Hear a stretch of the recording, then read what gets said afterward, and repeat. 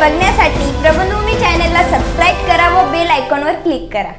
हमारी गाड़ियाँ वहाँ पे रुकवा दी गई थी, तो वो गाड़ियाँ यहाँ पे हमारे उपायुक्त आयुक्त हमारे हेल्थ ऑफिसर आज हमने ये पत्रकार परिषद इसलिए रखी थी, ये कोरोना की जो दूसरी लहर आई है इसका हमने महानगर पालिका ने हमने किस तरीके से इस लहर से निपटने का नियोजन किया। आज की पत्रकार परिषद उस ताल्लुक से थी। तो क्या नियोजन है? क्या हमारा नियोजन, हमने ऑक्सीजन का नियोजन किया है, इंजेक्शन मेडिसिन वगैरह भरपूर है। हमारे हॉस्पिटल में कितने पेशेंट बाहर के हैं, कितने घर मतलब हमारे शहर के हैं, तो ये सब उसमें यानी कैसे कमियां आएगी और ज़्यादा इससे किस तरीके से लड़ा जाएगा, मेडिकल स्टाफ हमारा किस तरीके से काम करेगा। फिर जो हमारे बाहर के शहर से जो हमारे शहर में इलाज लेने के लिए आ रहे हैं, तो वो लोगों का हम इलाज कर रहे हैं।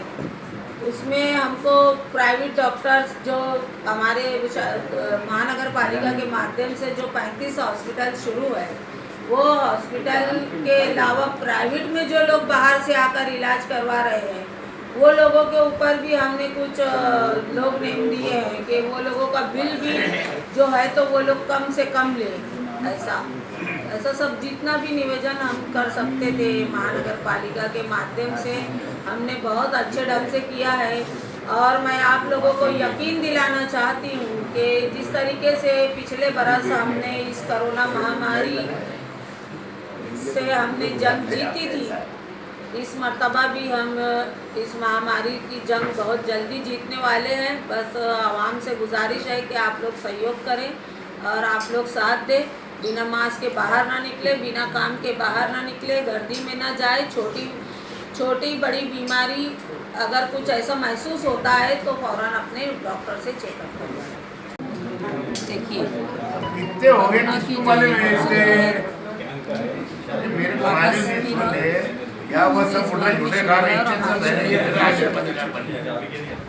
कोरोना महामारी अब आती जाती रहेगी या ऐसा कुछ समझ में तो आता नहीं है। ये बीमारी क्या है, पिछले बरस इस बीमारी को हमारे शहर में बिल्कुल इस बीमारी से ऐसी जंग लड़ी कि उस बीमारी का हमारे शहर से खात्मा हो चुका था।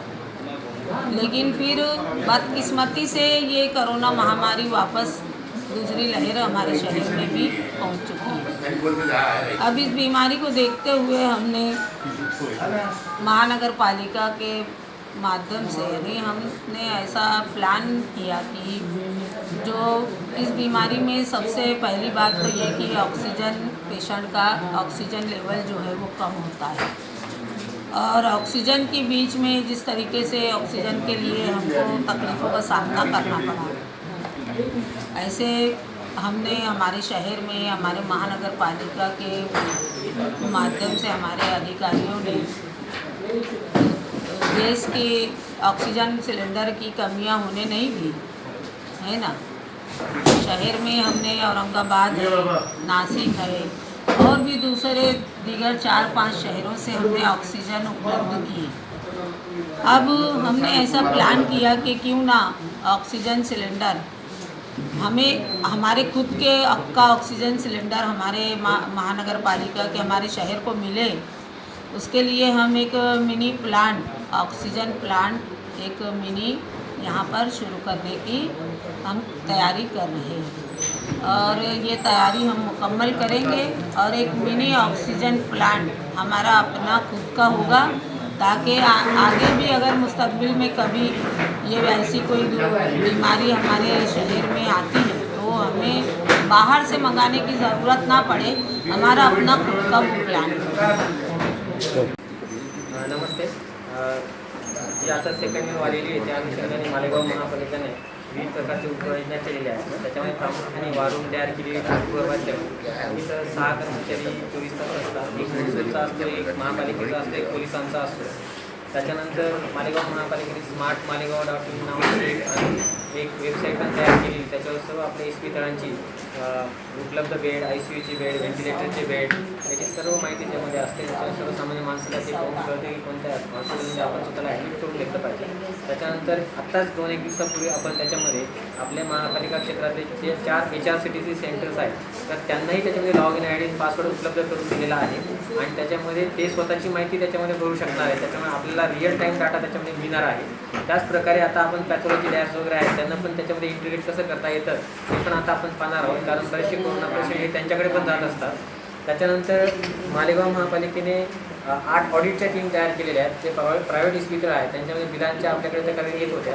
त्याच्यासाठी ऑडिट टीम जाऊन त्यांचे बिलं चेक करतात आणि शासनाने जे काही रेट निश्चित करून दिलेले आहे त्या रेटप्रमाणे त्यांचं बिल आहे किंवा नाही तपासणी केली जाते. त्याच्यानंतर ऑक्सिजनची टीम ही महापालिकेने तयार केलेली आहे. प्रत्येक हॉस्पिटलमध्ये जाऊन ऑक्सिजनची व्यवस्था तपासली जाते, तिथे किती सिलेंडर आहेत आणि व्यवस्थित ते सिलेंडर त्यासाठी वापरले जातात किंवा नाही. म्हणजे ऑप्टिमम युटिलायझेशन ऑफ ऑक्सिजन खूप महत्त्वाचं झालेलं आहे, कारण ऑक्सिजन हा आता स्केअर रिसोर्स झालेला आहे. त्याच्यानंतर रेमडेसिवीरच्या तपासणीसाठी पण आपण टीम्स तयार केलेल्या आहेत. त्या टीम जाऊन आपण ज्या पेशंटला कलेक्टर ऑफिसने रेमडेसिवीर औषध द्यायचं निश्चित करून दिलेलं आहे त्याच पेशंटला दिलं जातं का, त्या पेशंटचं जे इंजेक्शन आहे ते सांभाळून दुसरीकडे ते विकलं तर जात नाही ना, ह्या बाबी आपण पाहत असतो. त्याच्यानंतर त्यांच्या ज्या रिक्त वायर्स आहेत त्यांची पण नोंदणी करायला आपण सांगितलेली आहे.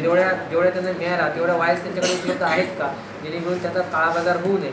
तसंच महापालिकेने 500 सिलेंडर स्वतःसाठी खरेदी करून ठेवलेले आहेत, कारण आपल्याला गाडी नाशिकला पाठवावी लागते, तिथून सिलेंडर आणावे लागतात. या ट्रान्सपोर्टसाठी आपल्याला सारखं सिलेंडर लागत असतात, ते पण पर्याप्त करून ठेवलेले आहेत.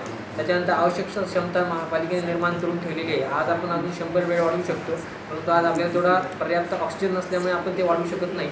आपण आता मनसुरा कॉलेज आहे त्या ठिकाणी सुद्धा ऑक्सिजनची लाईन 6 महिन्यापूर्वीच टाकून कॉन्टॅक्ट ट्रेसिंगचं काम महापालिकेने खूप चांगल्या पद्धतीने आता हाताळलेलं आहे, की त्याच्यामुळे आपल्याला दिसतं आहे की येत्या काही दिवसामध्ये महापालिकेमधील रुग्णांची संख्या मोठ्या प्रमाणात कमी झालेली आहे, पॉझिटिव्हची संख्या पण कमी झालेली आहे. आपण काय केलेलं आहे की प्रत्येक शिक्षकाला एक आरोग्य अधिकारी कनेक्ट करून दिलेला आहे आणि ते त्या रुग्णाच्या घरी जाऊन त्याच्या हाय रिस्क आणि लो रिस्क कॉन्टॅक्ट चेक करतात आणि त्यांना काय करायला पाहिजे काय नाही करायला पाहिजे त्याची पण माहिती देतात. त्याच पद्धतीने त्याच्या घरावर एक स्टिकर पण लावलं जातं, जेणेकरून आजूबाजूच्या लोकांना कळलं पाहिजे या ठिकाणी पॉझिटिव्ह पेशंट आहे. तसंच त्यांना जे औषधं लागतात ते MG कॉलेजमध्ये आपण सेंटर तयार करून दिलेलं आहे, तिथून त्यांना उपलब्ध होतात. त्यामुळे त्यांना बाहेर पण विकत घ्यावं लागत नाही. त्यामुळे सगळ्या गोष्टी त्यांना मिळत असल्यामुळे आजूबाजूच्या लोकांची त्यांचा संपर्क होऊन बऱ्यापैकी आता कंट्रोल होतोय मालेगाव शहरामध्ये, असं निदर्शनास येत आहे. त्याच्यानंतर मालेगाव महापालिकेने कंटेनमेंट झोन तयार केलेले आहे. आतापर्यंत 21 ते 22 आदेश आपण निर्मित केलेले आहेत. आता कालपरवाच आपण एक नवीन आदेश निर्मित केलेला आहे, त्याच्यामध्ये मायक्रो कंटेनमेंट झोन तयार केलेले आहेत. जो 90 कंटेनमेंट झोन आहे. तर हे कंटेनमेंट जो छोटे केलेले आहेत त्याच्यामुळे आपल्याला फोकस अप्रोचमध्ये त्या पर्टिक्युलर घरावरती लक्ष ठेवता येतं, त्याच्यावरच्या ज्या हालचाली त्याच्यावरती निर्बंध व्यवस्थित लावता येतात आणि त्यांचा एक बाहेरच्या लोकांशी संपर्क टाळता येतो. आणि हीच गोष्ट जर आजूबाजूच्या ग्रामीण भागामध्ये घडली तर मोठ्या प्रमाणात आपल्याकडचे पेशंट कमी होऊ शकतात. त्या बाबतीत आपण शेजारच्या व्हिडिओनाही पत्र देणार आहोत की तुमच्या इथलं कॉन्टॅक्ट ट्रेसिंग वाढवा, कारण जे मुख्यत्वे जे पेशंट आपल्याकडे येतात ते ग्रामीण भागातले आहेत आणि ते लास्ट स्टेजला पोहोचलेले पेशंट आहेत. त्यांना त्या ठिकाणी पाहिजे तशी ट्रीटमेंट मिळत नाही किंवा त्यांचं ट्रेसिंग होत नाही. ट्रेसिंग न झाल्यामुळे ते बऱ्याच दिवस तो आजार स्वतःवर काढतात आणि तो बळावाला वाढला की आपल्याकडे येतात. तर सारा हॉस्पिटलमध्ये अशा खूप मोठ्या प्रमाणात केसेस आहेत. अगदी आयुक्त साहेब ज्या दिवशी रुजू झाले त्या दिवशीच त्यांनी त्याचा अनुभव घेतला. त्यांच्यासमोर एक रुग्ण तिथे येऊन पडला, त्याला पूर्ण शहरामध्ये कोणीही घेतलेलं नव्हतं, त्याची स्थिती एकदम अंतिम टप्प्यावरची होती आणि तो तसाच लोळत पडलेला होता.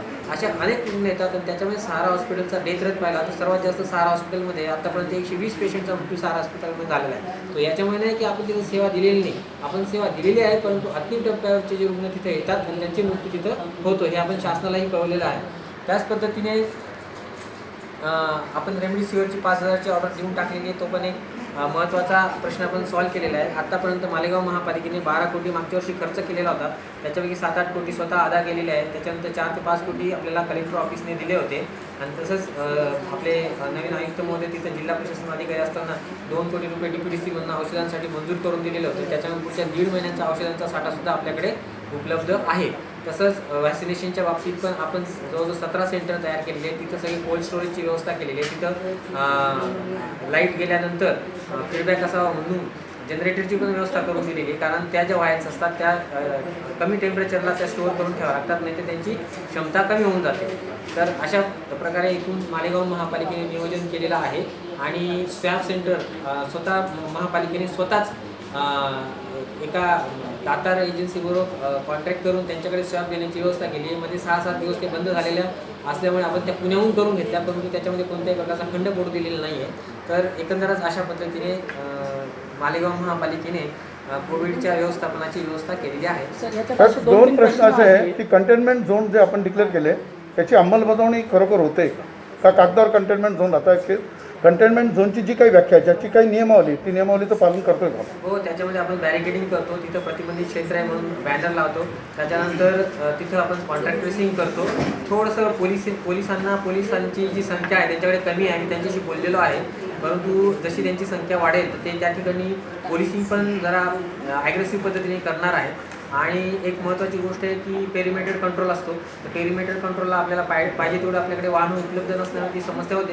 परंतु तरी आज नवीन आदेशाप्रमाणे मालेगाव शहरात किती कंटेनमेंट झोन आपण 90 कंटेनमेंट झोन 90 कंटेनमेंट झोनमध्ये आपली कारवाई ज्या कंटेनमेंट झोनच्या ज्या काही ह्या आहेत नियमावली त्या केलेल्या आहेत का पूर्ण? हो, त्या पद्धतीने त्या आपण निदर्शनास येत नाही सर? निदर्शनास येत नाही, परंतु आमच्याकडे तसे रिपोर्ट आहेत की ती कारवाई त्याच्यावर व्यवस्थित चालू आहे म्हणून. परंतु जर तशी होत नसेल तर संध्याकाळी आम्ही त्याचा आढावा घेऊन पर्टिक्युलर तुमचं कुठल्या एरियाबद्दल हां, काय सर. म्हणणं असेल तर सांगा. नाही, अनेक आहे. आपण जे मागे 113 झोन डिक्लेअर केले, मला तर कुठेच तसं लक्षात नाही आलेलं. म्हणजे आम्ही संध्याकाळी रिव्ह्यू घेणार आहे परत जाताना. हां. आणि साहेब, ऑक्सिजनचा पुरवठा मुबलक आहे का आपल्याकडे? ऑक्सिजनचा पुरवठा शासकीय रुग्णालयांना तरी अद्याप अपर्याप्त झाला अशी परिस्थिती नाही आहे.